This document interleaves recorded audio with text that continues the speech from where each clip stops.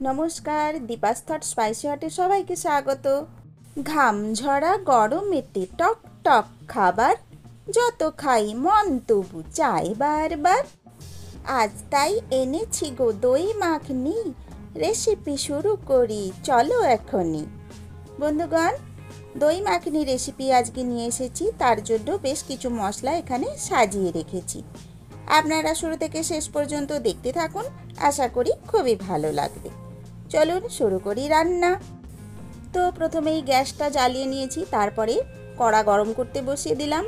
সামান্য কড়াটি গরম হয়েছে কি হয়নি আমি দিয়ে দিলাম বাটার। বেশ খানিকটা বাটার দিয়েছি। মাখন দিয়ে সাথে সাথেই আমি দিয়ে দিয়েছি গোটা জিরেটা। এবার মাখনও গরম হবে আর ধীরে ধীরে জিরেটাও ফোড়ন গরম হয়ে যাবে। আর সঙ্গে সঙ্গে দিয়ে দিলাম একটি গোটা শুকনো লঙ্কা। জিরে আর শুকনো লঙ্কার ফোড়নটা মাখনের মধ্যে সুন্দরভাবে ভাজা হয়ে যাবে। বেশ মাখনের কালারটাও চেঞ্জ হয়ে এসেছে আর জিরে থেকে গন্ধও উঠে পড়েছে।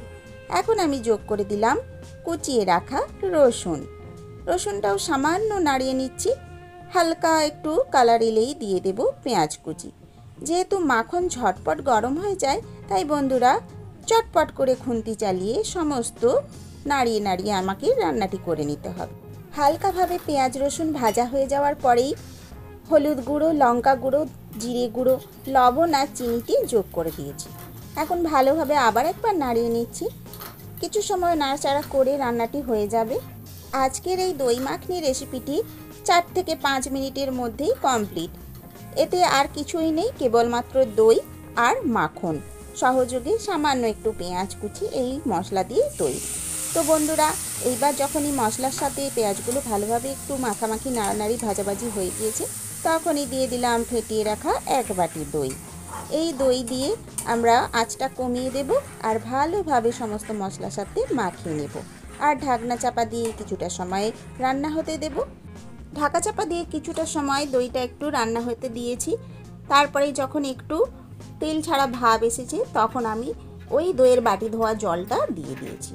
সামান্য জলই দিয়েছি, একটু বেশ ফুটবে। আর দিয়েছি সামান্য একটু কাশ্মীরি লঙ্কার গুঁড়ো ওপর থেকে ছড়িয়ে, যাতে কালারটা সুন্দর হয়। কিছু সময় বাদে দেখুন এই রকম পর্যায়ে এসে গিয়েছে। এই সময় আমরা আঁচ বন্ধ করে রেখে দেব। এই যে বানালাম আজকে দই দিয়ে দই মাখনি, এটা আমরা একটা ডিপিং সস হিসেবে খেতে পারবো।